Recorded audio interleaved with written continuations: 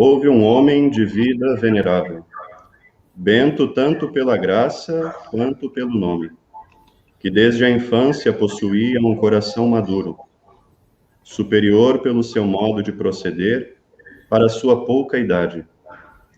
A nenhum prazer sensual entregou seu coração, mas pelo contrário, estando ainda nesta terra e podendo gozar livremente dos bens temporais, preferiu desprezar o mundo com suas flores, como se já estivessem murchas. Uma ótima noite a você que nos acompanha aqui pelo nosso canal Mosteiro de São Bento, o canal oficial dos monges beneditinos aqui do Rio de Janeiro. Hoje, um dia muito especial para nós, dia em que celebramos a solenidade do nosso patriarca do Ocidente, São Bento, pai dos monges e monjas beneditinos, cistercienses, trapistas, tantos e tantos monges e monjas que se dedicam à oração, ao silêncio, ao trabalho, à busca de Deus. Para nós é uma alegria estarmos aqui hoje, nesta noite, refletindo, pensando, tentando encontrar os caminhos de São Bento, para assim podermos trilhar também os caminhos rumo a Deus. Muitos autores são unânimes ao expressar que São Bento, a pessoa de São Bento, a figura de São Bento, é a síntese das virtudes de todos os grandes patriarcas do Antigo Testamento.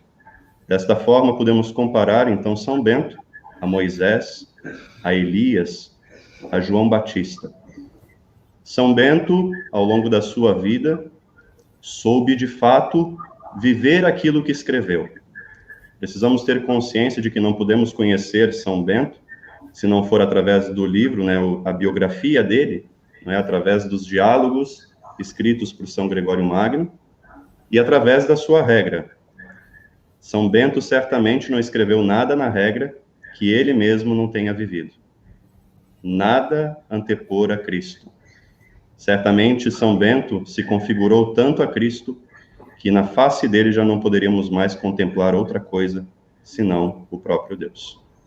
Para nós, então, é uma alegria estarmos aqui nesta noite tão importante, e também contamos com a presença de convidados ilustres que irão nos acompanhar nessa caminhada, nessa jornada, ao longo dessa próxima hora, para refletir sobre São Bento e sua vida. Por isso, é com grande alegria que nós recebemos aqui os nossos convidados, e gostaríamos de, primeiramente, então, cumprimentar, dar as boas-vindas ao nosso Dom Abade Felipe da Silva, não é? Abade presidente da Congregação Beneditina do Brasil, e Abade aqui do nosso Mosteiro de São Bento do Rio de Janeiro. Dom Abade, sua bênção, boa noite, seja bem-vindo. Deus abençoe, Dom André, saúdo não apenas a você, mas sobretudo as Madres Marta Lúcia e Vera Lúcia, e uma alegria estarmos juntos nesta noite, deste dia tão especial para nós, 11 de julho, dia de nosso Pai São Bento. Estamos encerrando com chave de ouro, refletindo nesta noite sobre os valores da nossa espiritualidade, deste caminho que nosso Pai São Bento nos deixou e que nós damos seguimento no tempo. Uma alegria estar nesta noite com todos. Para nós também, então, é uma grande alegria estarmos aqui hoje recebendo a Madre Marta Lúcia, Madre Abadesa do Mosteiro de Nossa Senhora da Paz, em Itapecerica da Serra. Madre, uma boa noite, seja bem-vinda. Boa noite, Dom André, Benedicite do Abade Felipe, boa noite, Madre Vera Lúcia, e também saúdo a todos que estão nos ouvindo neste momento, nossos companheiros monges e monjas, né, do Brasil, nossos oblatos, nossos amigos, familiares, e agradeço muito o convite de participar dessa live sobre nosso Pai São Bento, sobre os rumos da vida monástica. Então, é com muita alegria e ação de graças que estamos aqui nesse dia festivo para todos nós, encerrando assim esse dia de festa dos nossos mosteiros. Muito obrigada. Também com muita alegria nós gostaríamos de dar as boas-vindas para a Madre Vera Lúcia, Madre Abadesa Emérita do Mosteiro do Salvador, em Salvador, na Bahia. Boa noite, Madre Vera Lúcia. Boa noite, Dom André. Boa noite, Benedicite, Dom Abade Filipe. Boa noite, Madre Marta Lúcia, companheiros deste momento tão privilegiado de podermos refletir sobre uma pessoa tão querida como é São Bento e também sobre esse tesouro que nos foi possível receber, que é a vida monástica. Então, para iniciarmos essa nossa noite, gostaríamos de convidar o senhor, Dom Abade, para fazer a nossa oração inicial. Ave Maria, cheia de graça, o Senhor é convosco. Bendita sois vós entre as mulheres, e bendito o fruto do vosso ventre, Jesus. Santa Maria, Mãe de Deus, rogai por nós, pecadores, agora e na hora de nossa morte. Amém. Nossa Senhora da Conceição Aparecida, rogai por nós. Nosso Pai São Bento, rogai por nós. E a você que nos acompanha, não esqueça de, desde já, de deixar aqui a sua curtida, de curtir essa live, de compartilhar com os seus contatos e também de participar conosco aqui no nosso chat, mandando as suas questões. O que você gostaria de perguntar para o nosso Dom Abade, né? O que você gostaria de perguntar aqui para as nossas madres abadesas nessa noite? Registre aqui a sua questão, a sua pergunta aqui no nosso chat. Muito bem, nós gostaríamos então de iniciar essa nossa noite de reflexão, justamente espiritualidade monástica, né? Seria uma proposta atual, justamente, é o grande ponto de interrogação que nós vamos nos colocar nessa noite. Mas antes mesmo de nós falarmos sobre isso, gostaríamos aqui então de iniciar conversando com Dom Abade. Dom Abade, o que é o monaquismo? Quando se fala, né, em monaquismo, o que é o monaquismo? De onde vem o monaquismo, não é? Por favor, Dom Abade. Bem, a vida monástica ela tem uma origem muito profunda e diversa, e muitas vezes a gente tem a impressão de que foi nosso pai São Bento, o autor, o idealizador da vida monástica. Mas não, ela tem um longo histórico, que de fato, nesta noite, não caberia a gente aprofundar, mas vale deixar aqui uma ideia muito interessante. Vale lembrar que quando, na igreja primitiva, a igreja nascente, ela é uma igreja perseguida. Então, os 3 primeiros séculos da igreja, e depois os 3 séculos seguintes, até o século VI, esses 2 séculos, eles geraram dois preciosos dons para a igreja. O primeiro dom foi o dom do martírio, porque a igreja que é perseguida até o século III, ela vai produzir muitos mártires, ou seja, seguir aquele homem que foi crucificado era fonte de perseguição. O imperador queria que todo culto, toda adoração, todo seguimento, todo louvor, todo reconhecimento fosse destinado a ele. Então, seguir Jesus Cristo e não o imperador era fonte do martírio. É aí que nesses 3 primeiros séculos da vida da igreja surgiram categorias de mártires, homens e mulheres, que diante da prova de professar a fé cristã incipiente ou seguir o imperador, quem professava a fé cristã era candidato à morte, ao martírio. Mas esse grupo de pessoas, esse grupo tinha alegria em abraçar o martírio, porque eles reproduziam com o martírio a morte de Cristo. E o Cristo que morreu derramando sangue, ele que foi martirizado, que foi crucificado, ele que sofreu, padeceu pela humanidade, reproduzir o martírio, reproduzir a morte de Cristo através do martírio, era uma fonte de imitação de Cristo.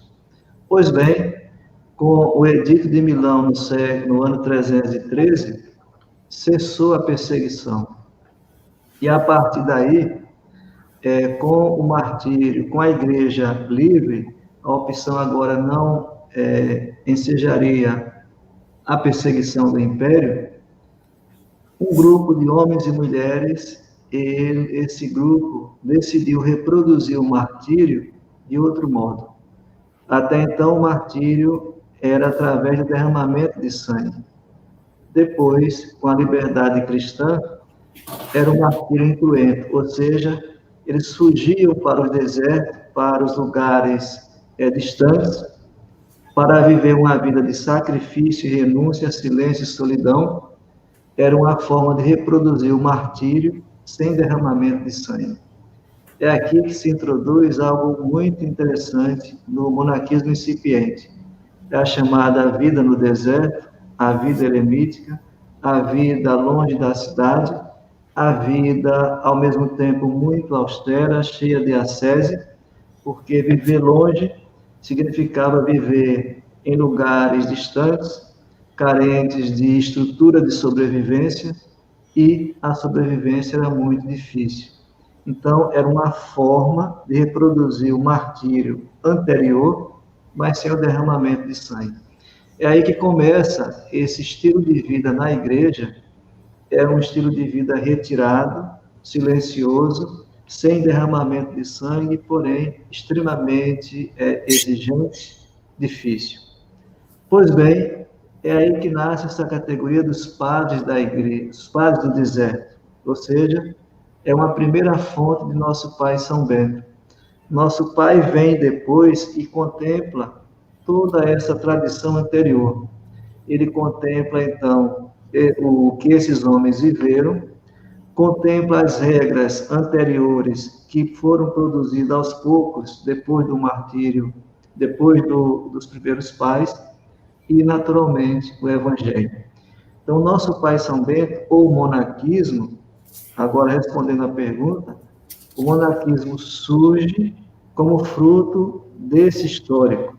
E nosso pai vai ser o grande legislador, porque ele vai beber nessa fonte dos padres do deserto, das regras depois que surgiram com a vida monástica que vai iniciando, e o Evangelho.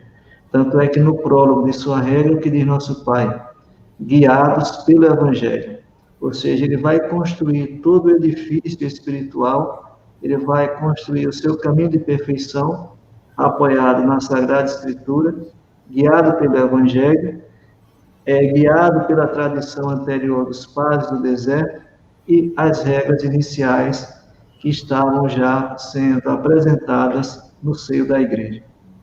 Então, o monaquismo, ou a vida monástica, olhada pelo prisma de nosso pai São Bento, ela tem essa raiz muito fecunda. Ela não nasceu do nada, não foi por acaso. Nosso pai São Bento não amanheceu um dia e disse: vou sair da Núcia, vou para Subiaco, Monte Cassino e vou iniciar a vida monástica. Não. Ele fez isso, teve esse itinerário, mas contemplou toda a tradição anterior. Então, ele tira a vida da solidão, da vida afastada, e traz agora essa vida em comunidade. A vida eremítica, a vida agora cenobítica, ou seja, num cenóbio, num lugar comum, onde há uma regra e um abade. Vale dizer, para concluir essa primeira resposta, que nosso pai intuiu que a vida no deserto, a vida afastada, a vida eremítica era muito boa, mas ela, ao mesmo tempo, era uma vida que não tinha uma regra definida, não tinha uma comunidade exigente, não tinha uma disciplina que era aplicada para o grupo. Cada um tinha o seu caminho, a sua experiência, a sua vivência. Ele traz, então, essa vida para os mosteiros, e aí sim, escreve sua regra que vai disciplinar ideias, costumes, esse segmento de Jesus Cristo. Muito bem, obrigado, Dom Abade. Madre Marta Lúcia, está certo que quando falamos assim de monaquismo também é interessante nós lembrarmos que não é um privilégio cristão, não é o movimento monástico propriamente dito. Mas quando nós olhamos então para essa questão do monaquismo das origens, né, é possível que nós datemos esse movimento, que nós coloquemos assim uma localização geográfica específica para a vida monástica? Sim, bom, Dom Abade falou desse início da vida monástica, então também era bom lembrar que a vida monástica se chamou, nos seus inícios, vida apostólica, porque queria continuar a vida dos apóstolos, reunidos em torno do Senhor, a vida de comunidade de Jerusalém, como é descrita no livro dos Apóstolos, dos Atos dos Apóstolos. Eles eram assíduos ao ensinamento dos apóstolos, à comunhão fraterna, à fração do pão e às orações.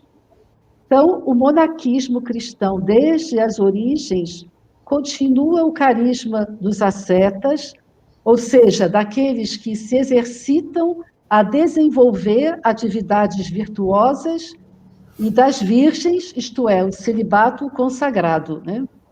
Tais grupos existiam na Palestina e Síria nos primeiros séculos cristãos. Pouco depois apareceram no Egito e Ásia Menor. Temos o grande Santo Antão, 251 a 356, e quanto se possa conhecer, ele inaugura a numerosa linhagem dos padres, pais do deserto, né? E com esses, os apoftégmas, que eram ditos breves, ou sentenças dos padres do deserto, sempre ainda como eremita, né? Lembramos de Éremos, deserto, e Anacoreta, aquele que se afasta. Então, a vida do grande Santo Antão foi a primeira a ser escrita por Santo Atanásio, e ela vai inspirar inúmeros seguidores para a solidão no deserto. Então, o lugar geográfico é o Baixo Egito, Nítria e Sétia, especialmente. Então, e surgem, nesse tempo, com Santo Antão, as colônias de eremitas, né? Paralela a essa vida eremítica e semi-eremítica no deserto, surge um outro tipo de vida organizada por São Pacômio. Ele viveu no tempo 290, 347, né? Então, estamos no início do século IV. Então, ele é discípulo também de um grande eremita do Alto Egito, Palamon. E foi ao longo do rio Nilo, por volta do ano 320, que se expandiu de maneira impressionante, né? Pacômio, chamado por Deus, ele reunira os irmãos numa mesma fraternidade. E assim surge a koinonia, né? É uma palavra grega que significa vida comum, né? Ou vida comunitária, como chamamos hoje. E os monges, então, nessa época, eram denominados cenobitas. Então, a regra de São Pacômio influiu muito, né, direta ou indiretamente, sobre as de São Basílio, São Cassiano, São Cesário de Arles e de São Bento. Então, esse é um pouco esse local geográfico, né? E o monaquismo da Ásia Menor é um meio totalmente diferente da cultura grega, helênica, né? Ela surge pouco depois, né, de ter aparecido no Egito. E também teve muitos discípulos que organizaram mosteiros, e o mais célebre desses seria São Basílio, que viveu entre 329 a 379 e que organizou a vida monástica da Ásia Menor. Então, nós estamos no início dos séculos, né, de cristianismo, e, portanto, séculos importantes que vieram logo em seguida da vida apostólica. Muito bem, obrigado, Madre Marta Lúcia. Nosso boa noite aqui é a irmã Maria Angélica, que nos acompanha, né, dizendo aqui que as monjas lá do Tocantins estão nos acompanhando. Viva nosso Pai São Bento. Seguimos aqui, então, com a Madre Vera Lúcia, né, já foi até mencionado, inclusive, por Dom Abade, a questão justamente dos padres e das mães do deserto, né? Quem são esses padres do deserto, essas mães do deserto, não é? E qual a contribuição que eles nos deixaram, que eles nos dão, né, para esse movimento monástico das origens? Então, já está bem introduzido o nosso assunto, e o local que eu vou tratar agora é o coração dessa vida monástica nascente, o chão, que é o deserto, né? Deserto que tem dois significados: o significado do local do combate e o significado das núpcias, no sentido bíblico. Foi para o deserto que o Senhor levou o seu povo, onde ele o iniciou, onde ele fez a aliança, né, com ele, lhe deu a lei, onde ele foi provado, onde ele teve que aprender a confiar no Senhor. Então, esse deserto bíblico é também procurado por homens e mulheres que nós chamamos os pais e as mães do deserto. Pessoas que quiseram seguir a Cristo, como Dom Abade Filipe já mencionou, continuando todo aquele entusiasmo, toda aquela doação dos mártires, mas agora de uma outra forma, numa busca incessante da face de Deus em lugares isolados, difíceis, né? Como no deserto do Egito, e muito ao longo das margens do rio Nilo, e também na Sétia, e como a Madre Lúcia já falou, na Mídia também. Em todo caso, sempre longe das cidades, longe do convívio com as pessoas, né? Então, por exemplo, ele começa a vida dele nos arredores da cidade, mas pouco a pouco ele vai adentrando no deserto interior, no outro deserto mais interior, e vai assim procurando sempre um local mais isolado.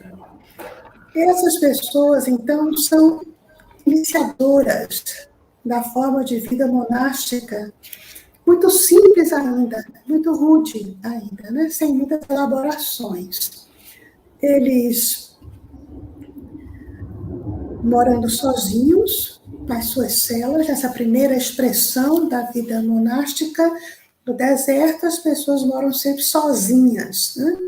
E essas celas eram relativamente próximas umas das outras.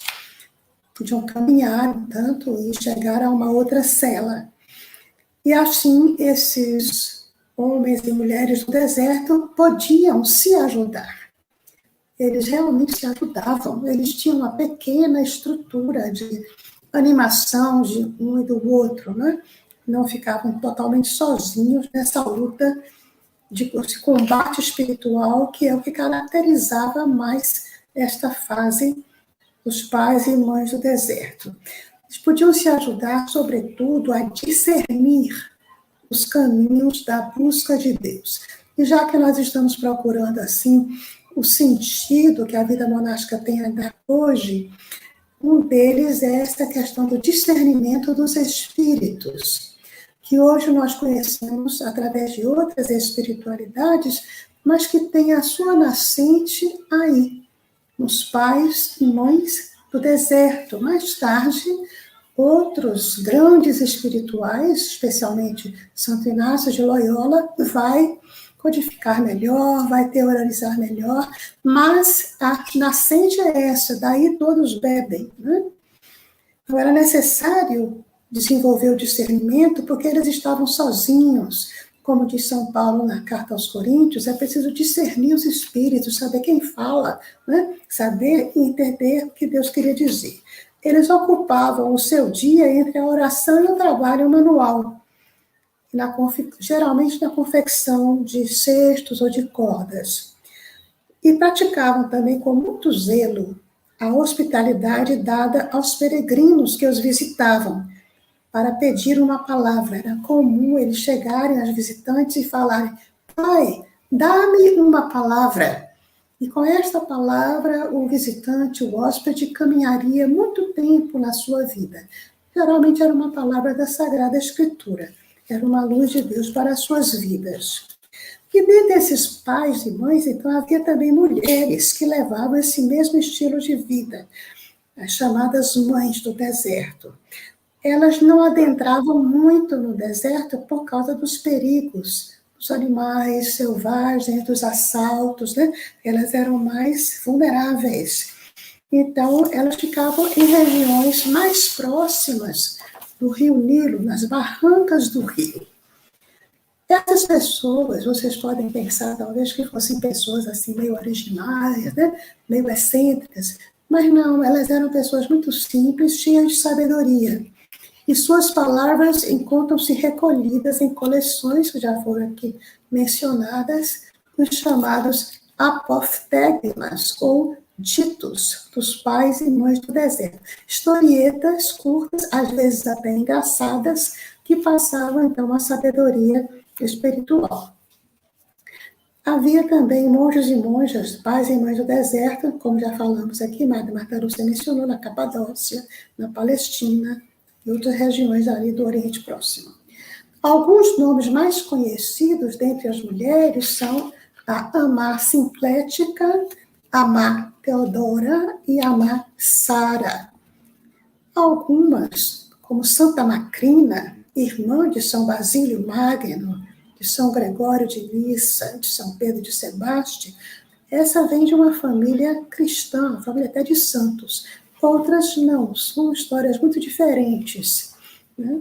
Havia também casos de mulheres penitentes, que tinham levado uma vida até bem pouco edificante, uma vida desregrada.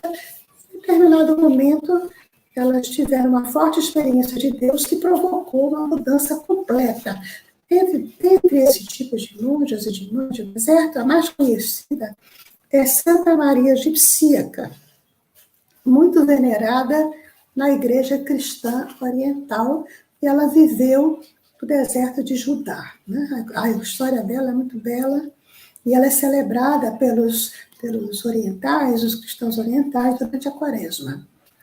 Qual é a contribuição deles? Focalizar a busca de Deus, o seguimento de Cristo em sua forma mais intensa, quando havia, no contexto da época, a ameaça de o cristianismo sofrer um afrouxamento com o término das perseguições, com a época dos martírios, como Dom Abade Filipe nos falou. Em especial, eles contribuíram para desenvolver, então, reforço, a arte do discernimento dos espíritos, que Evagrio o Pontico, no século III, e João Cassiano, no século IV, colocaram por escrito. Estes aí são os chamados teóricos da vida monástica.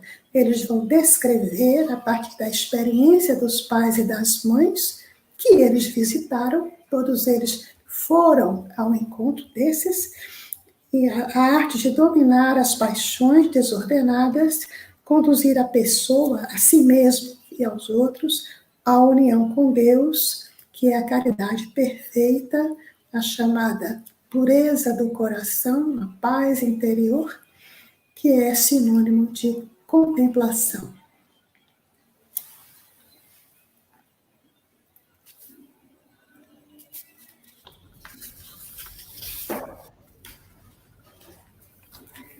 Dom André está com o microfone desligado. Desligado. Está fechado o microfone.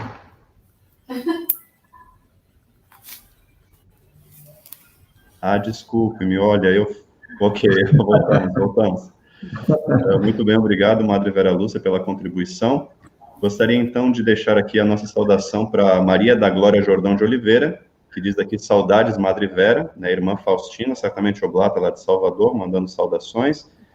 Karine Gonçalves, não é? Diz aqui também, oblatos do mosteiro Nossa Senhora da Paz, escutando atentamente. Também temos aqui diversos oblatos que estão mandando aqui suas saudações, seus cumprimentos. Mande aqui a sua saudação pelo nosso chat, acompanhe aqui, registre aqui a sua presença, que nós vamos depois aí cumprimentar a todos vocês.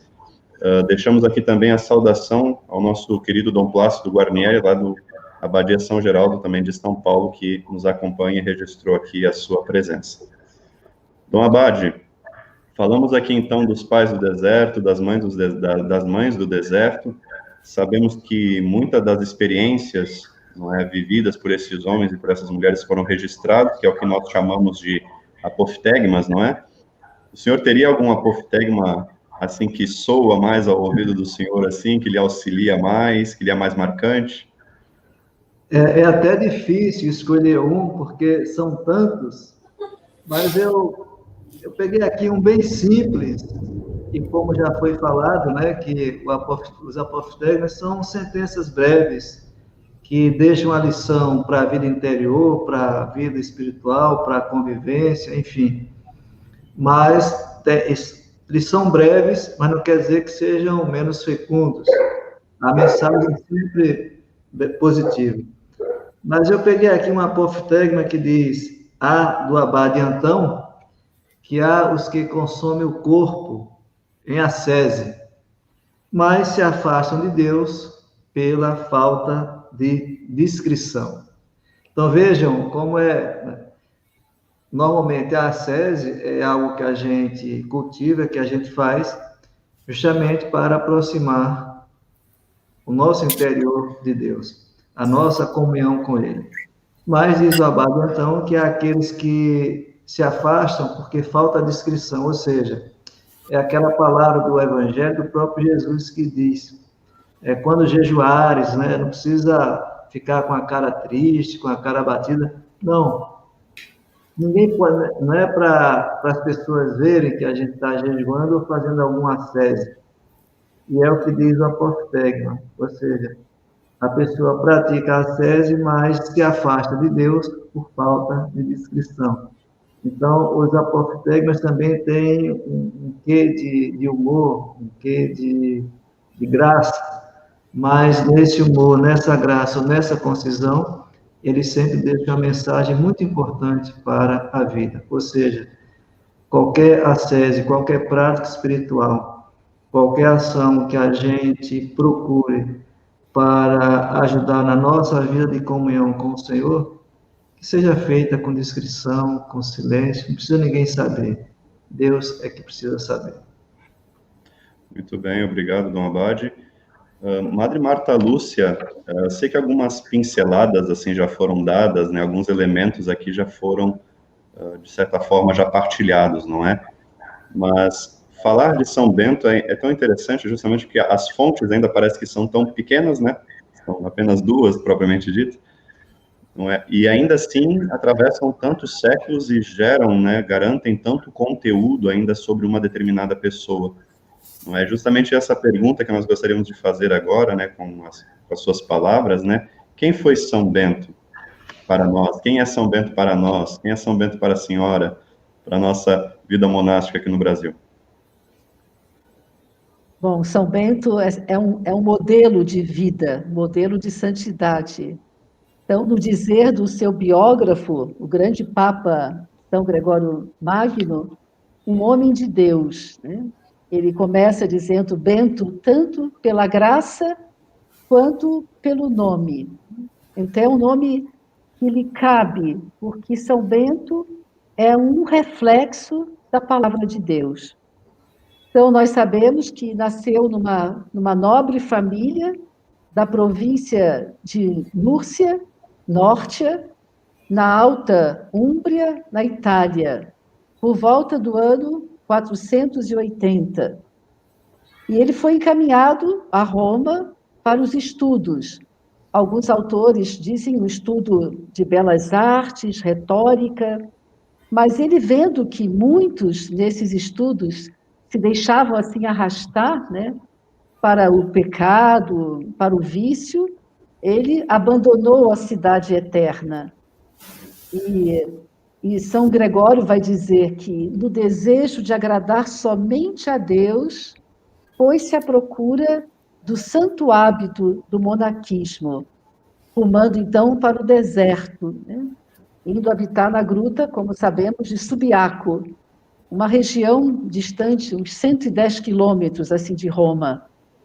Então, nesse momento, é importante frisar essa busca sincera desse jovem Bento, né, que sente o coração arder pelo Senhor, e ele quer ser fiel a esse chamado, a essa vocação.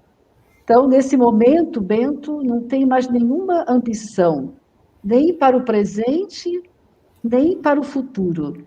Ele vai tomar distância em relação ao mundo e mergulha na solidão, né? É bonito porque São Gregório tem uma frase que diz que São Bento se retira sábio, sem letras, ignorante, conduzido pela sabedoria, querendo agradar só a Deus.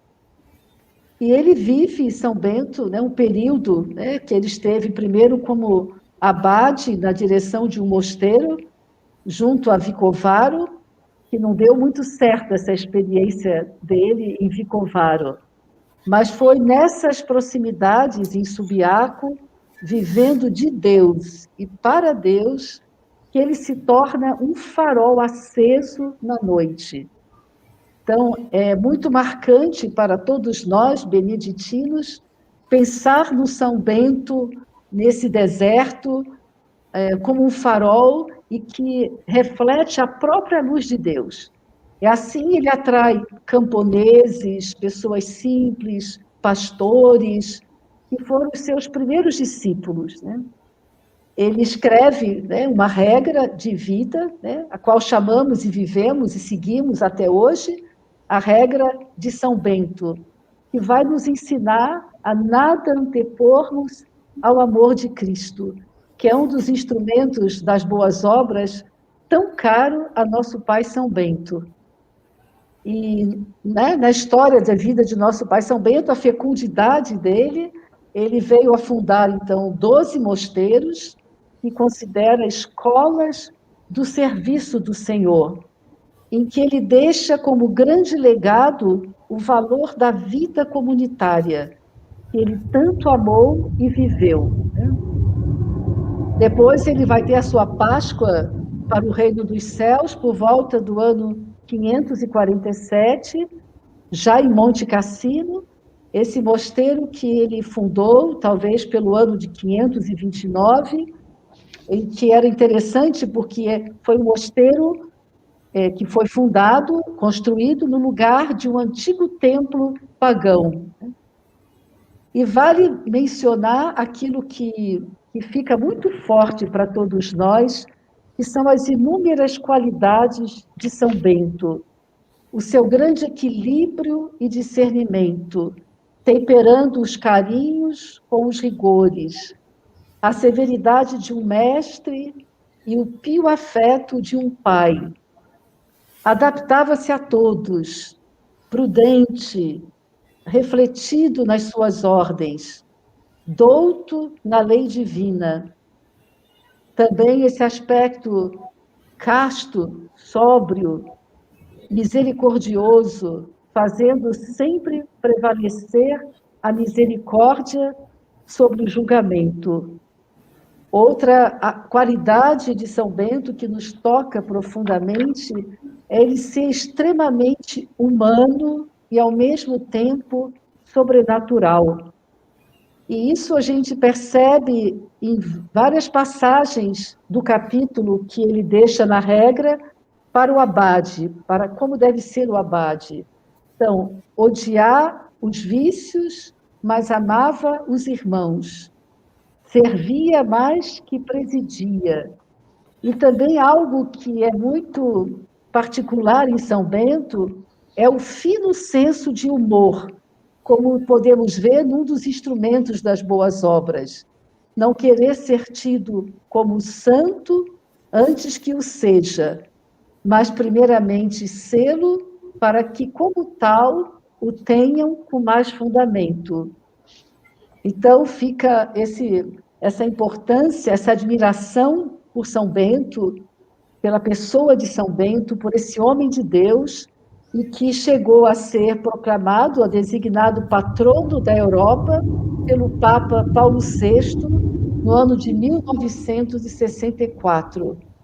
Então, a importância, porque através desses mosteiros, as cidades foram sendo construídas, os mosteiros, muitas vezes, nas montanhas, foram reunindo todos ao redor, criando todas as cidades, né, onde eles eram fundados e construídos.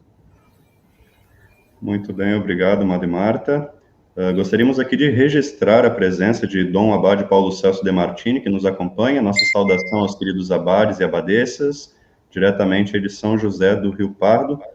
Gostaríamos também de deixar a nossa fraterna saudação aqui aos nossos oblatos, aqui do Mosteiro de São Bento do Rio de Janeiro, do Mosteiro da Santa Cruz de Juiz de Fora. Também tem um grupo aqui de amigos, né, o grupo do Cláudio Pastro, que fraternalmente manda saudações aqui também para a Madre Marta Lúcia, e também outros membros aqui, acho que irmão Basílio, né, irmão Basílio Magno, que nos acompanha também de São Geraldo com os noviços. Falávamos, então, antes, né, Madre Vera Lúcia, que nós possuímos essas duas fontes, não é, para conhecermos São Bento, que é a sua regra, e volto mais uma vez aqui a mostrar, não é, a biografia de São Bento, né, o livro segundo dos diálogos, então, de São Gregório Magno. Mas em que consiste, né, essa regra de São Bento? O que é a regra beneditina, afinal de contas? Então, a regra de São Bento, que é aquela que nós hoje seguimos, ela é uma das inúmeras regras, cerca de 100 ou pouco mais, que existiam na sua época, século V, século VI, e regiam a vida monástica da antiguidade cristã. E São Bento faz a sua regra. Na antiguidade cristã, monge devia seguir alguma regra, não importava qual fosse, mas devia ser provado por uma regra, como ele mesmo fala, regra mestra pela experiência. Então, ela é um livro pequeno, relativamente pequeno, consta de um prólogo e 73 capítulos, quase sempre curtos, e o último capítulo, capítulo 73, é chamado também epílogo. Ela não é uma obra de gabinete, especulativa. São Bento a escreveu ao longo da sua vida. Ele recolheu o ensinamento de outros legisladores de sua época, porque naquela época não havia esse conceito que nós temos hoje de direitos autorais. Ao contrário, um autor seria confiável se ele utilizasse os autores da sua época, se ele bebesse da tradição que estava a seu redor, né? São Bento faz isso. Mais do que tudo, ele faz um uso contínuo da Sagrada Escritura, que era para todos os monges a verdadeira regra. Ele também faz uso da própria experiência, como já foi mencionado aqui, ele só ensinou aquilo que ele viveu.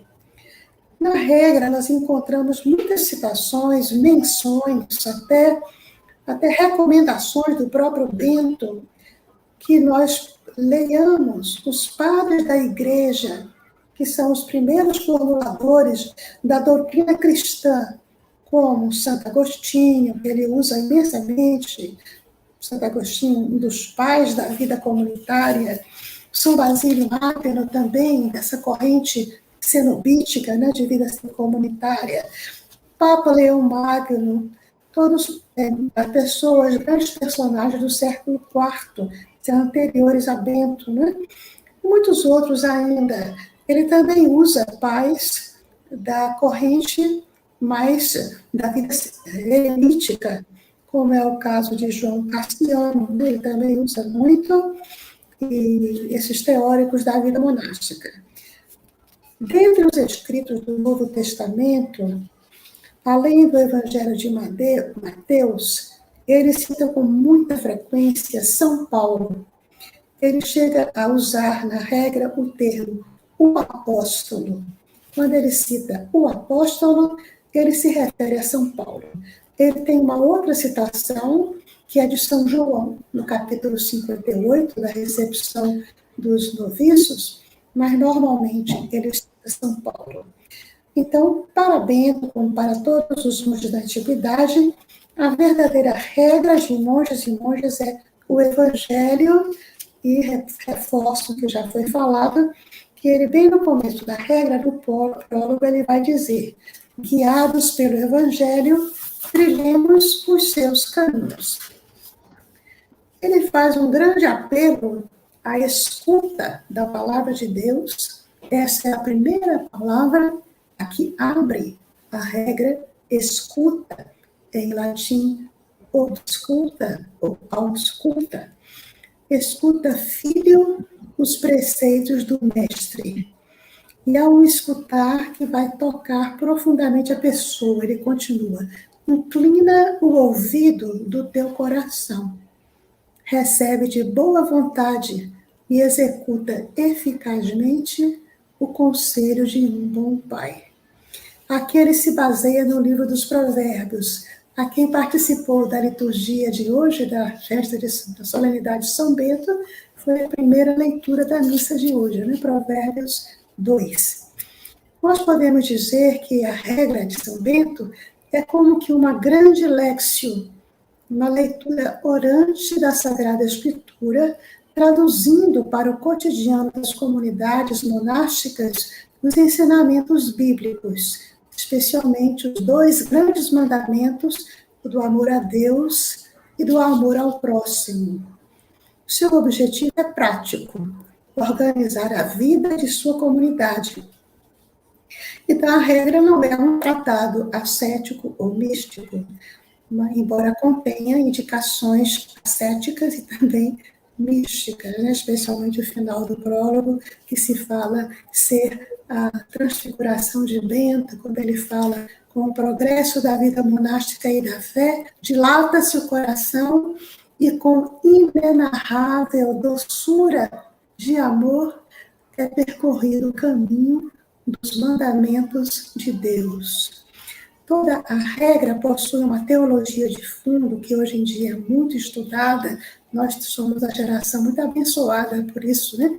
Podemos beber desses estudos e pode ser percebida com clareza. Um grande número de capítulos ou começa com uma citação bíblica ou a contém no corpo do capítulo, explícitas ou alusões, né? Há seções bem claras dentro do corpo da regra, como, por exemplo, a parte inicial, que nós chamamos de doutrina espiritual, dos capítulos 4 ao 7º, que tem como temas os instrumentos das boas obras, a obediência, o silêncio, a humildade, que são pontos sine qua non, né, sem os quais não se pode dizer que exista uma vida monástica. São pilares na vida de monges e monjas. Outras partes são reservadas à organização do ofício divino, à liturgia das horas. Há também um conjunto disciplinar para corrigir as faltas que possam ser cometidas pelos membros da comunidade, também o que diz respeito ao governo do mosteiro, todos os assuntos que organizam uma vida de uma comunidade religiosa. Ela é uma regra de vida, é lida nos mosteiros diariamente, de uma maneira de que a gente possa ler ao longo do ano a regra inteira 3 vezes. São Bento deve ter reescrito aos poucos, a gente pode até dizer que ele tinha assim, as cadernetinhas de bolso do abade, em que ele tomava suas anotações. Mais tarde, ele compôs esse conjunto. O penúltimo capítulo da regra, capítulo 72, sobre o zelo bom e o zelo mau, é chamado de testamento espiritual do grande patriarca dos monges do Ocidente.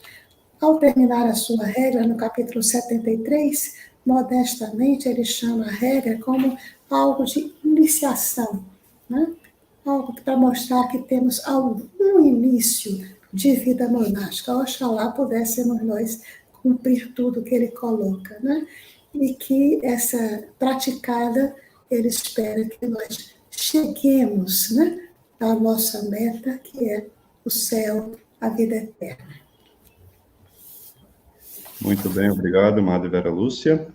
E justamente já dentro deste tema, né, sobre regra beneditina, sobre a regra de São Bento, do Abade, o senhor teria algum versículo também que lhe chame assim mais atenção, algum capítulo também que o senhor seja mais marcante, que o senhor se sinta mais inspirado?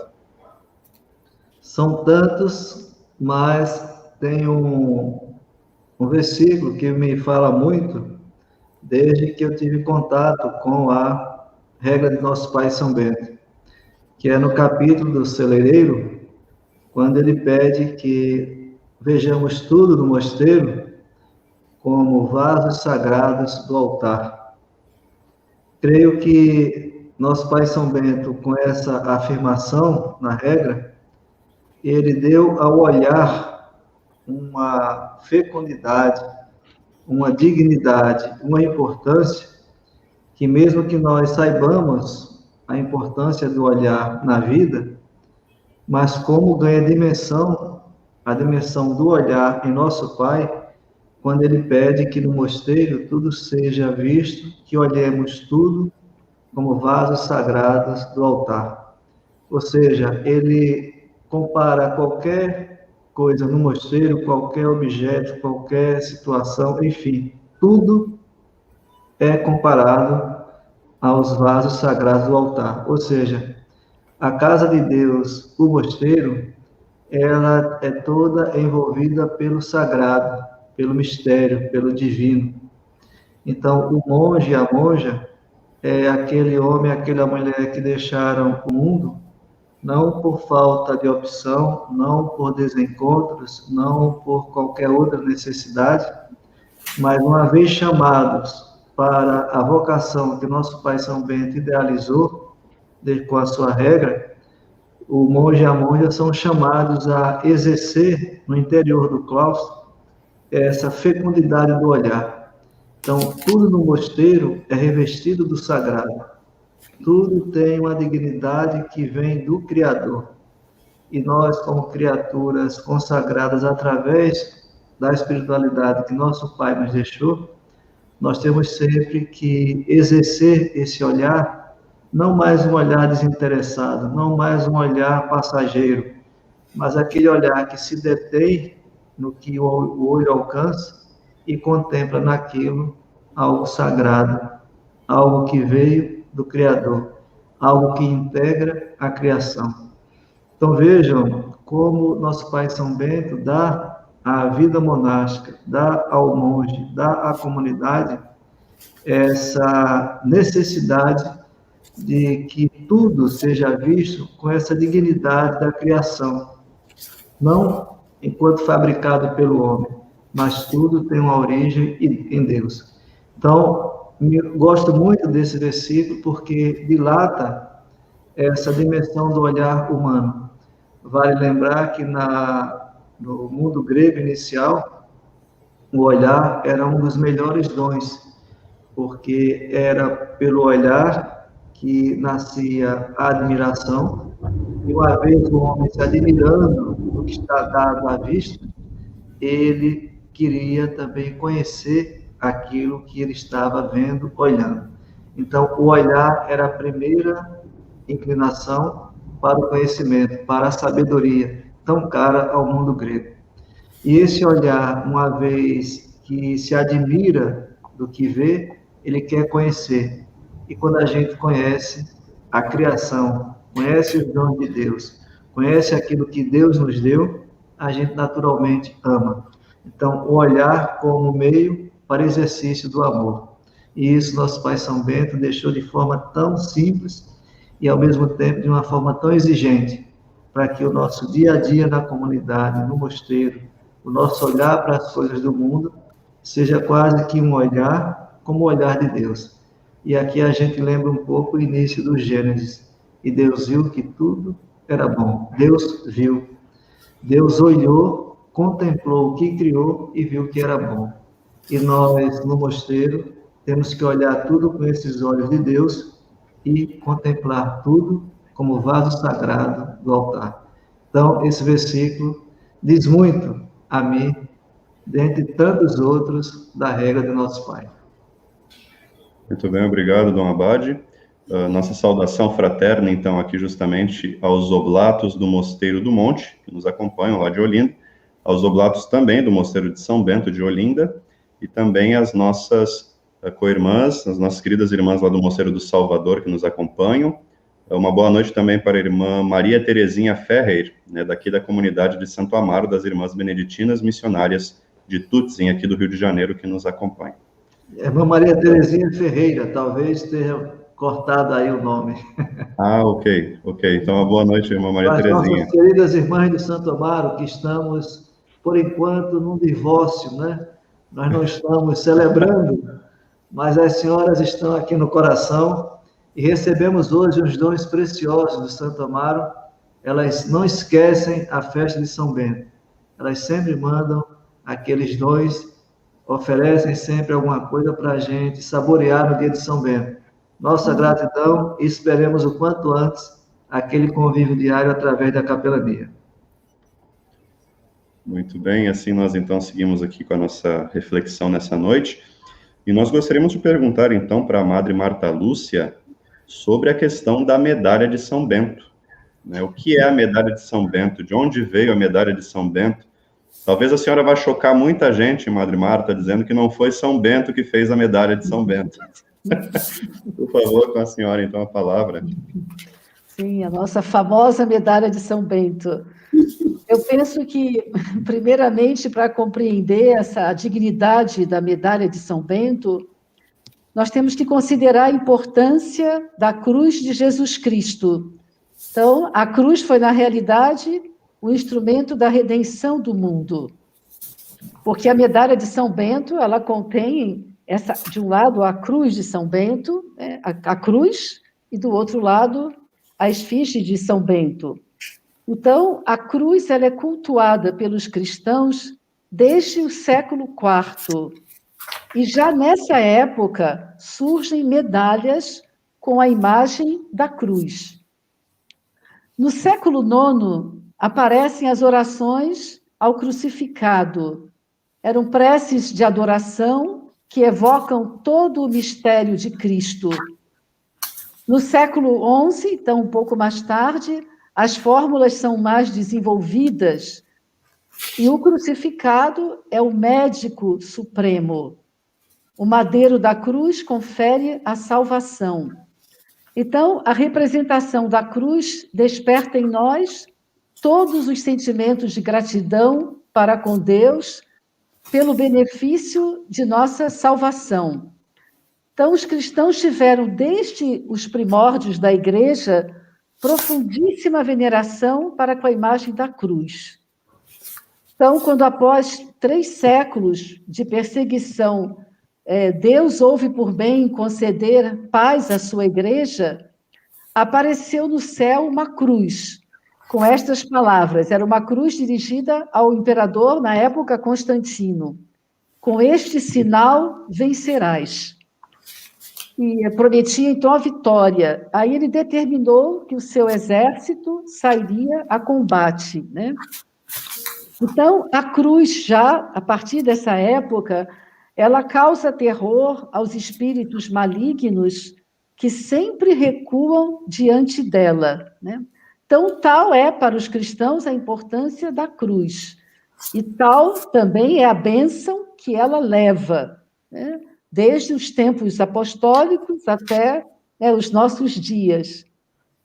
E a medalha de São Bento, com a imagem da Santa Cruz, ela foi concedida, né, a São Bento com a finalidade assim, de indicar que ele teve em suas mãos aquele sagrado sinal, o sinal da cruz. Então, o livro de São Gregório Magno, o segundo livro dos Diálogos, que consta a vida de São Bento, ele representa São Bento dissipando com o sinal da cruz as suas próprias tentações e quebrando com o mesmo sinal feito por ele sobre uma bebida envenenada, o cálice que continha essa bebida. Então, ligar São Bento à cruz, nós temos a raiz forte na vida de São Bento. Também conta São Gregório que os espíritos malignos, para aterrorizarem os monges, lhes faz parecer em chamas o mosteiro de Monte Cassino. São Bento logo dissipa, né, esse prodígio diabólico com o mesmo sinal da paixão do Salvador. Depois nós temos também, na regra, São Bento determina fazer o santo sinal em muitas circunstâncias. A medalha de São Bento, né, que nós conhecemos, além da imagem da cruz e da de São Bento, ela traz ainda certo número de letras, né, cada uma das quais representa uma palavra latina. Então, acho que seria muito oportuno nós relembrarmos e fazermos conhecer a quem ainda não conhece o significado dessa palavra latina, né? Então, as diversas palavras reunidas, elas formam, então, um sentido que manifesta a intenção da medalha, que é exprimir as relações que existem entre São Bento e o sinal da cruz, e, ao mesmo tempo, pôr ao alcance dos fiéis um meio eficaz de empregar a virtude da Santa Cruz contra os espíritos malignos. Eu tenho aqui atrás de mim um belo quadro da medalha, que eu vou, acho que, trazer mais próximo, né? Vai ficar mais fácil, né? Aqui temos Crux Sancti Patris Benedicti, a cruz do Santo Pai Bento. Então, na linha vertical da cruz, vêm essas iniciais, né? Crux Sacra Sit Mihi Lux. A Santa Cruz seja a minha luz. Depois, aqui, na linha horizontal, Non Draco Sit Mihi Dux. Não seja o dragão, o demônio, o meu guia. Depois nós temos, no alto da cruz, né, está gravado o lema beneditino, como vemos aqui, Pax. Né? Algumas também têm, por vezes, é substituído pelo monograma do Santíssimo Nome de Jesus. Então, tem IHS, Jesus Hominum Salvator, Jesus Salvador dos homens. Depois temos, partindo do monograma para a direita, nós vamos ver as iniciais VRS, que significa vá de retro Satana, retira-te, Satanás. Agora que essas outras letras, nunquam suade mihi vana, nunca me persuadas coisas vãs. Depois, em seguida, sunt mala coelibas, o que ofereces é mal. Ips venena bibas, bebe tu próprio teus venenos. Então, tais palavras, essas últimas, supõe-se terem sido ditas por São Bento. As do primeiro verso, por ocasião da tentação que sentiu e da qual ele triunfou fazendo o sinal da cruz. As do segundo verso, no momento em que seus inimigos lhe apresentaram essa bebida mortífera, que ele descobriu benzendo com o sinal da vida o cálice que a continha. Então, o cristão pode utilizar estas palavras todas as vezes que for assaltado por tentações, por insultos do inimigo invisível de nossa salvação. O próprio Jesus, nosso Senhor, santificou as palavras, né? Vá de retro, Satana, afasta-te, Satanás. Então, o seu valor é certo, uma vez que nos foi assegurado pelo próprio Evangelho. Então, também não há necessidade de explicar mais longamente a força desta conjuração que opõe os artifícios e violências de Satanás, tudo quanto ele mais teme. A cruz, o santo nome de Jesus, as próprias palavras do Salvador, quando tentado, E, por fim, a recordação das vitórias que o grande patriarca São Bento alcançou sobre o dragão infernal. Então, basta alguém pronunciar com fé tais palavras e imediatamente vai sentir com forças para vencer todas as investidas do inferno. A simples apreciação do que essa medalha representa e do que ela exprime já bastaria para que considerássemos uma das mais poderosas armas que a bondade de Deus pôs ao nosso alcance. Quanto à origem da medalha de São Bento, é assim impossível fixar com precisão a época em que se começou a usar a medalha que acabamos de descrever.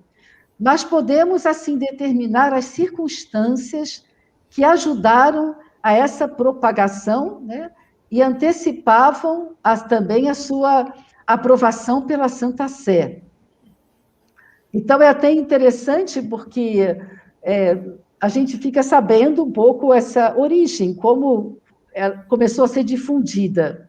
Então, por volta do ano 1647, portanto, século XVII, numa cidade da Baviera, na Alemanha, conta-se que umas feiticeiras acusadas de terem feito malefícios contra os habitantes da região, elas foram encarceradas por ordem da autoridade pública.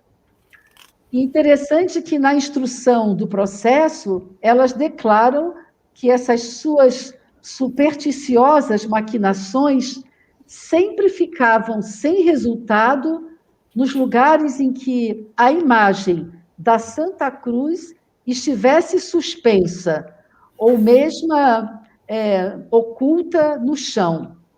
E elas acrescentaram que nunca tinham podido exercer poder algum sobre uma abadia beneditina, a abadia de Metten. Então, de onde concluíam que tal impotência se devia a alguma cruz que protegia aquele mosteiro. Então, as autoridades consultaram os beneditinos de Metten sobre essa particularidade. Fizeram-se pesquisas na abadia e notaram-se nas paredes muitas representações da Santa Cruz e acompanhada desses caracteres que falamos. Eram de época remota aqueles sinais e já havia muito tempo que ninguém mais prestava atenção a esses sinais. Aí cumpria explicar tais caracteres, né, que o sentido já se tinha perdido.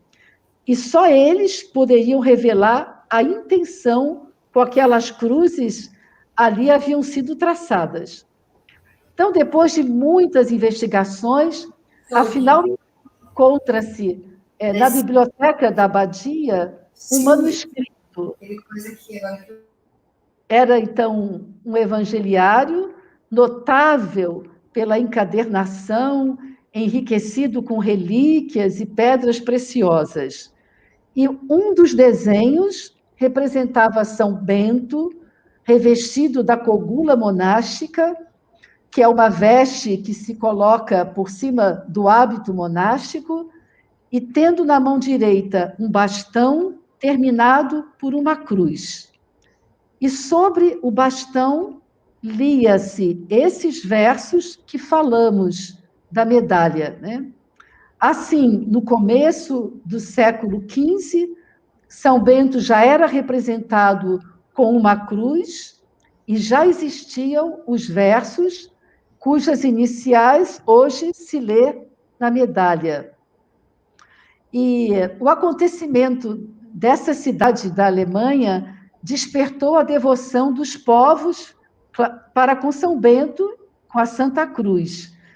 E foi então que os fiéis puderam gozar da proteção prometida aos que veneram a Santa Cruz em união com o Santo Patriarca dos Monges do Ocidente. Então, da Alemanha, se reuniu, então, em símbolos nas medalhas, foi onde primeiramente se cunhou a medalha e foi se espalhando com rapidez por toda a Europa católica, sendo considerada pelos fiéis como uma devoção e uma proteção contra o demônio, e concede muitas graças espirituais, dando luz, força, esperança, consolo, ajudando de forma especial na hora da morte, sendo São Bento, juntamente com São José, padroeiro da boa morte. E também ainda fonte de graças corporais, cura, proteção contra acidentes, contra picadas de cobras e outros peçonhentos. E assim foi aumentando a devoção a São Bento e a medalha de São Bento como proteção. E é interessante também mencionar que São Vicente de Paulo, que faleceu em 1660, século XVII, parece ter conhecido também a medalha de São Bento, pois todas as irmãs da caridade, desde tempos antigos, a trazem em seu rosário a medalha de São Bento. E por muitos anos essa medalha foi cunhada na França, quase exclusivamente para uso delas, né? Então, o que se sabe assim da medalha de São Bento, a história, né, é um pouco isso, né, que eu contei. Muito bem, obrigado por essa rica partilha, Madre Marta. Acho que foi muito enriquecedor, assim, e esclarecedor também sobre a origem e essa composição da nossa querida medalha de São Bento, não é? Nós gostaríamos, então, justamente já dentro deste assunto, a gente só precisa agora, talvez, sintetizar um pouco mais, também já vamos nos aproximando de 21h45. Agradecemos a todos vocês que nos acompanham de casa, até para a informação das madres, nós estamos aqui com mais de 330 pessoas nos acompanhando ao vivo, agora neste momento aqui conosco, nesse momento de partilha de vida, de oração, de espiritualidade também. Justamente, então, falando da medalha de São Bento, dessa aplicação da medalha de São Bento, Madre Vera Lúcia, por que nós associamos, então, tanto, não é, São Bento a essa luta contra o demônio, não é? E se os nossos mosteiros, de certa forma, eles também praticam, não é, a questão do exorcismo? Estamos bem dentro do assunto, eu também agradeço muito a essa rica explanação da Madre Marta Lúcia, com detalhes que até eu mesma não me lembrava, se eu já conhecia, não estou muito lembrada, é muito interessante, né? E continuar este assunto da qual ela já falou, essa capacidade de exorcismo de São Bento, de luta contra o demônio, está muito ligada à devoção à medalha, que é um sacramental, um sinal, né, um sinal que traz uma graça, cuja devoção começou justamente no século XVII e XVIII, muito depois dele, né?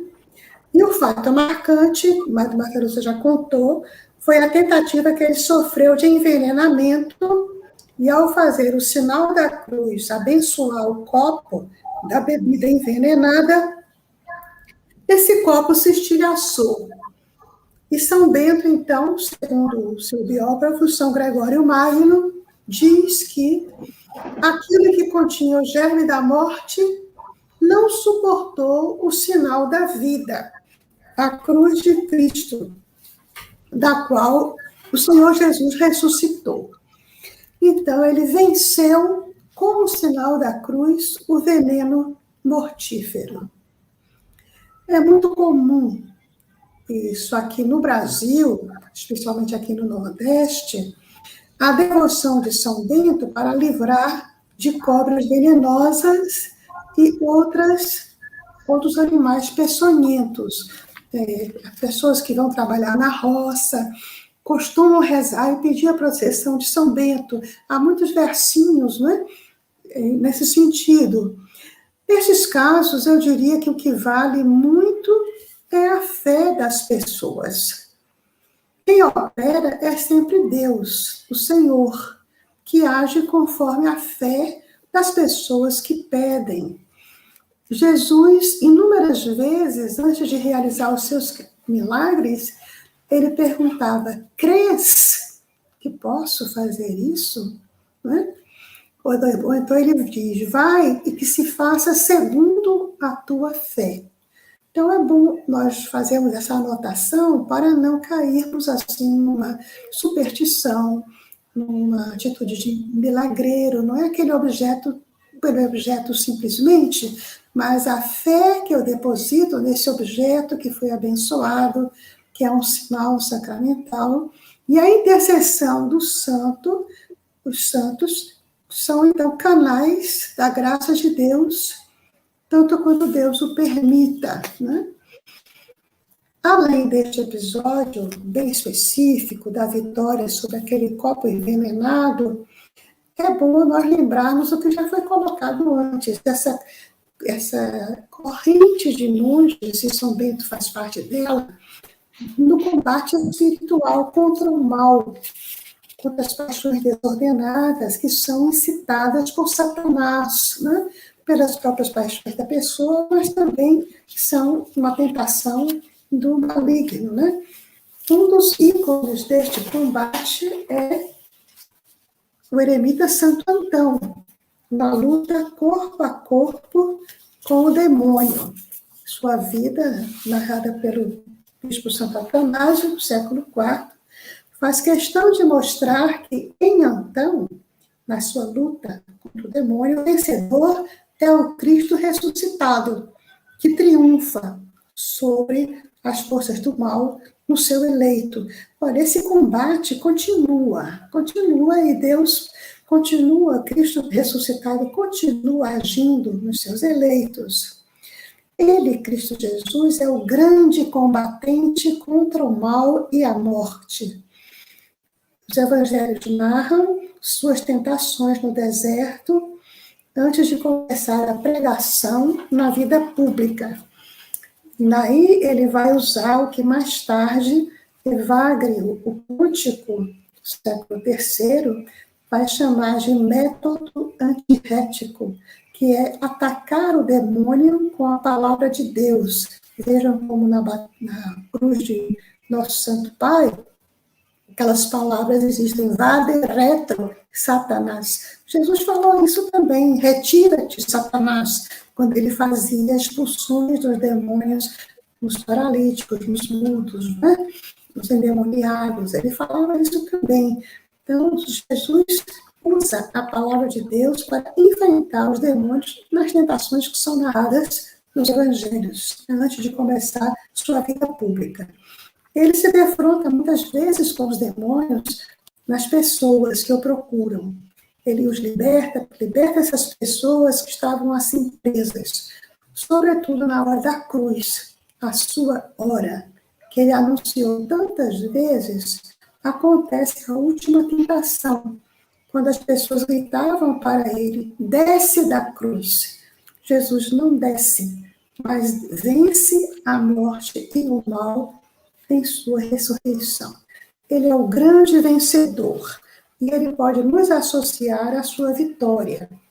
Na oração que ele nos ensinou, o Pai Nosso, as duas últimas invocações pedem que sejamos livres das tentações e que Deus nos livre do mal, ou não nos deixe ser induzidos ao mal, não nos inducas in tentazione, diz o latim, né? Então, acho que São Bento recomendaria a oração do Pai Nosso, que ele, aliás, recomenda na regra que seja dita no final do ofício divino, nas grandes horas, né? Então, várias vezes ao dia, ele pede à comunidade que reze a oração do Pai Nosso, diz ele, por causa dos espinhos de escândalos que podem surgir no dia a dia de uma vida humana, de uma vida comunitária, né? Acho que podemos também lembrar uma oração muito simples de exorcismo, que é a oração, o sinal da cruz, que nós normalmente aprendemos quando crianças, não é? Pelo sinal da Santa Cruz, livre-nos Deus, nosso Senhor, de nossos inimigos, traçando a cruz na testa, para proteger os pensamentos vãos, sobre os lábios, para proteger das palavras vãs, e sobre o coração. É uma oração de exorcismo que nós todos podemos fazer, as crianças já fazem. Sobre essa questão de os mosteiros serem locais de exorcismo, não é bem assim, porque o exorcismo é um ministério que é dado pelo bispo diocesano a determinados sacerdotes. Então, aquelas pessoas designadas na diocese são os exorcistas. Pode acontecer que um monge sacerdote receba este ministério, mas não é o mosteiro como tal que recebe essa qualificação. Agora, qualquer cristão, pela sua oração, né, pela sua vida, pela força da palavra de Deus, pode vencer as tentações e ajudar outros também. Mas o exorcismo, como rito, é um ministério que é dado. Muito bem, obrigado, Madre Vera Lúcia. Eu disse que nós haveríamos também algumas perguntas aqui surpresas, não é? Então, a gente até refletindo um pouco mais sobre essa questão vocacional, gostaríamos de perguntar aqui, Dona Abade Ana Maria Campos, ela pergunta, como um jovem pode ingressar em um mosteiro? É muito simples, basta procurar os mosteiros que temos na nossa congregação, sobretudo os femininos, que são tantos. Nós somos, da nossa congregação, são 6 mosteiros masculinos e temos os 17 femininos. Então, basta entrar em contato, todo mosteiro tem um responsável, monge e monja, que acolhe os vocacionados. Cada mosteiro tem sua dinâmica, mas, em geral, há visitas regulares, que nessas visitas o vocacionado vai conhecendo o estilo do mosteiro, a história, a vida, vai conversando, vai discernindo, até se configurar ou não o ingresso. Então, hoje, com os meios, a internet, com os sites, com os celulares, telefones, é muito simples de contactar com os mosteiros, porque todos têm sempre um monge ou uma monja responsável para acolher essas pessoas interessadas, e a partir daí se estabelece, né, um contato, visitas, e esse discernimento que é tão essencial para o ingresso posterior. Muito bem, obrigado, Dona Abade. Aqui até a Valéria Belmino pergunta também para a Madre Vera Lúcia, nesses tempos de pandemia, como ficou o ingresso de candidatas no mosteiro? Se manteve como em outros tempos? Então, nesses tempos de pandemia, de fato, não houve alguns telefonemas, houve alguns contatos, visitas, pessoas que estiveram aqui e estão assim em discernimento e em contato conosco. Não entraram ainda, não. O que nós recebemos muito nesse tempo de pandemia foram muitos pedidos de oração, de consolo para os que sofreram, estão sofrendo com a perda de pessoas queridas, famílias de repente desfeitas, né, pela morte súbita. Então, foi mais nesse sentido, mas sim, continuou a haver contato. Muito bem. Para a Madre Marta Lúcia, a Simone pergunta se há algum limite, né, de idade para ingresso nos mosteiros. Não, não há um limite fixado de idade. O critério é sempre aquele que São Bento dá, se procura verdadeiramente a Deus. Então, seria a busca, a procura de Deus. Naturalmente, uma vida como a nossa, quanto mais cedo a vocação entrar no mosteiro, tiver o ingresso, será mais fácil a adaptação, sobretudo. Mas não há um limite fixado, não. Muito bem. São diversas perguntas que estão agora aparecendo, também várias perguntas que enriquecem muito, né, a questão do campo vocacional. Justamente nós temos aqui a Cris, ela pergunta, não é, quais são os critérios para ser um oblato, não é, do Abade Filipe? Basta ser um bom cristão. Um bom cristão e que prima pelos valores da regra. Nós costumamos dizer que os oblatos, de certo modo, são os braços dos mosteiros no mundo. Então, um oblato que tem essa inclinação para a vida silenciosa, para a vida interior, para a santificação do tempo pela oração, o cultivo da Lexio Divina, da boa leitura, então são sinais que, mesmo no mundo, não estando na clausura, não estando no mosteiro, são sinais para uma pessoa procurar a oblação. O gosto pela liturgia, o gosto pela vida silenciosa, o gosto pela leitura, o gosto pela ortodoxia. Então, são bons sinais que ajudam muito para alguém buscar a oblação nos nossos mosteiros. Muito bem, Dom Abade, obrigado. Volto a dizer, são diversas perguntas que estão chegando aqui. Nós vamos ter que fazer um outro momento, né, uma outra sabatinada com as madres aí para responder as perguntas que estão saindo daqui. Eu só não vou trazer essas perguntas agora, porque senão nós vamos emendar a noite e iremos já direto para vigílias aqui da nossa live, já iremos direto para o ofício de vigílias nas nossas igrejas.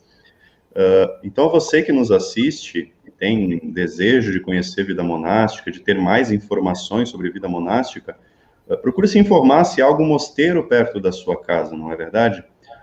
Rio Grande do Sul, aqui região sudeste, São Paulo, Rio de Janeiro, norte, nordeste, há mosteiros perto da sua casa? Procure, né? Procure se informar. Você está já na região aí de Salvador, na Bahia, procure aqui o Mosteiro das Monjas do Salvador, o Mosteiro de São Bento, também em Salvador. Em Olinda, o Mosteiro de São Bento, as monjas também lá no Mosteiro de São Bento. Aqui em São Paulo, nós também temos aqui justamente Tapecerica da Serra, uma riqueza enorme de mosteiros, a Abadia de Santa Maria, enfim, são tantos mosteiros, e o próprio Mosteiro de São Bento de São Paulo. Procure se informar, procure conhecer mais e se aprofundar da vida monástica perto da sua residência ou em outros lugares também. De fato, é uma riqueza muito grande. Isso serve também para os oblatos, né? Como, Dom Abade, perdão? Serve também para os oblatos. Procure isso para os oblatos também, por favor. Você que leigo, que está querendo buscar e viver essa espiritualidade com maior profundidade, maior intensidade na sua vida, entre em contato também com o mosteiro mais próximo da sua casa. Gostaria então de encerrar aqui agora, justamente a nossa live, dando a palavra novamente para o senhor, né, Dom Abade, para as madres, para fazer as suas considerações finais. E aqui, eu acho que é uma situação até um pouco difícil, diria eu, né? Então, a vida monástica é atual? Podemos dizer que a vida monástica é atual? Então, deixa assim, essa palavra final de cada um de vocês hoje aqui, né? Respondendo rapidamente também essa pergunta sobre essa atualidade da vida monástica e também já os cumprimentos finais. Dom Abade. Olha, ela é mais do que atual, ela é atual, necessária, e a melhor prova da sua atualidade, fecundidade e necessidade é que ela já está provada pelo tempo. A vida monástica e o patrimônio que nosso pai São Bento comunicou à igreja quando escreveu sua regra e seus mosteiros se espalharam pelo mundo, e mesmo com a mudança dos tempos, mudança de época, mudança de costumes, nós estamos numa pós-modernidade que tem tantos valores, às vezes, avessos à espiritualidade, embora necessite tanto da espiritualidade, a pós-modernidade, como o nosso tempo, às vezes, tem um olhar um pouco recuado para a vida religiosa em si, em especial para a igreja. E, no entanto, com todas as vicissitudes da história, dos tempos, estamos aqui de pé. Então, essa é a melhor prova, é o melhor sinal da fecundidade, da necessidade da vida monástica.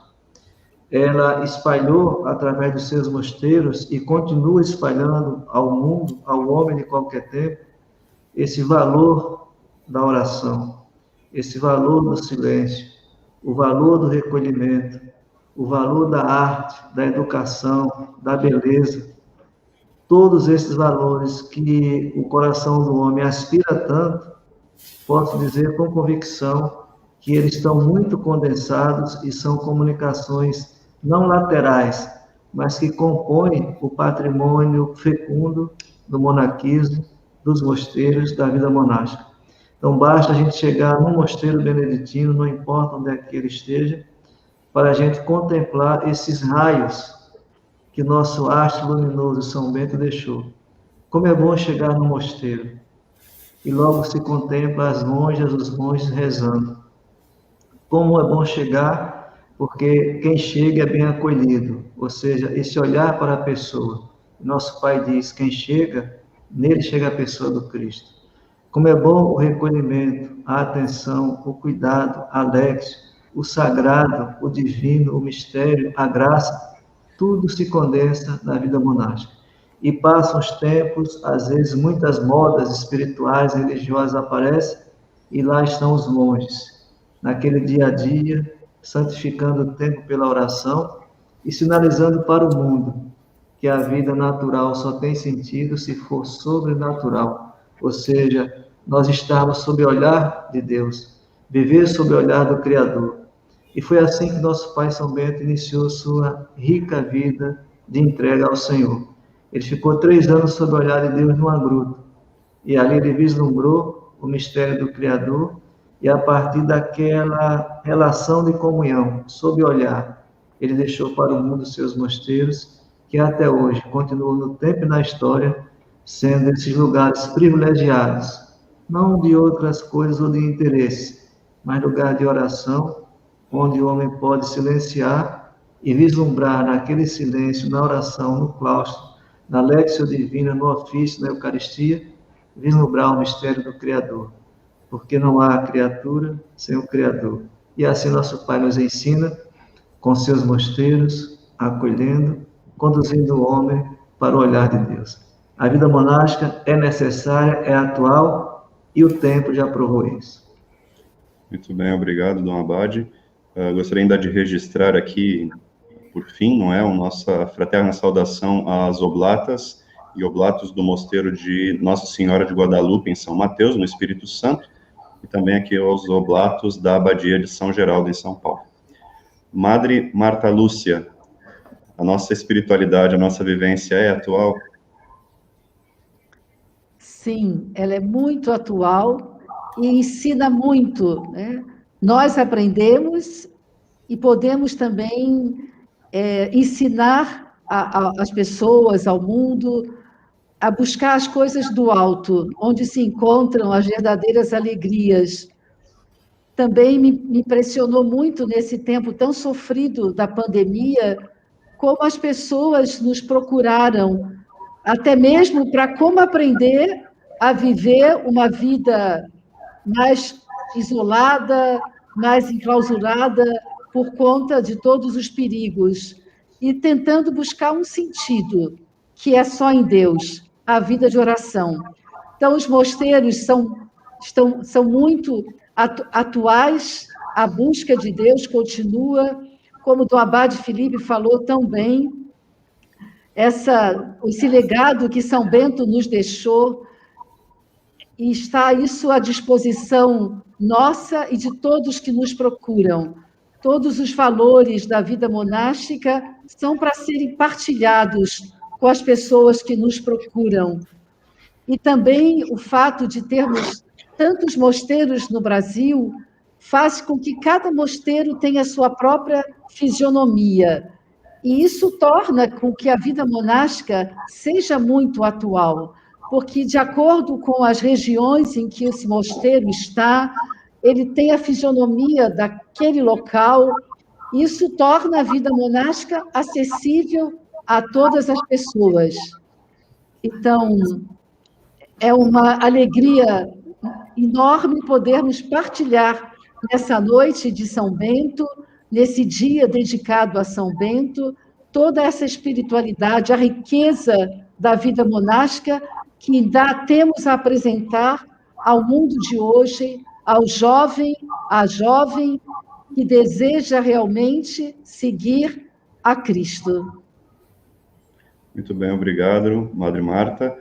Madre Vera Lúcia, nossa espiritualidade é atual, tem alguma coisa ainda a falar para o mundo, para a nossa sociedade? Com certeza, sim. E eu diria, porque ela está inscrita em nosso ser. É um dado antropológico, né? Ela corresponde à realidade de nós sermos criados à imagem e semelhança de Deus, com uma abertura ao transcendente. Segundo um provérbio muito conhecido, de médico e de louco, cada um tem um pouco. E eu diria que de monge ou de monja também. Quer dizer, toda pessoa humana está dirigida para se realizar nesse encontro com o absoluto de Deus. E isso é o que a vida monástica privilegia, esse encontro de Deus, da pessoa com seu Deus, e isso é a maior realização. Será um dia a realização de todos. Todos a realizam, cada um agora por um caminho conforme sua vocação, mas aqueles que são chamados à vida monástica já sinalizam aquilo que será a finalidade de todos um dia, essa abertura ao transcendente, ao absoluto de Deus, não importa qual o nome que dê. Uma prova disso é que a vida monástica existe em outras religiões também, né? No budismo, no hinduísmo, no judaísmo também, né? É essa busca do ser humano pelo seu Criador, né? A busca da face de Deus. Então, não vai parar, né? Ela não vai acabar.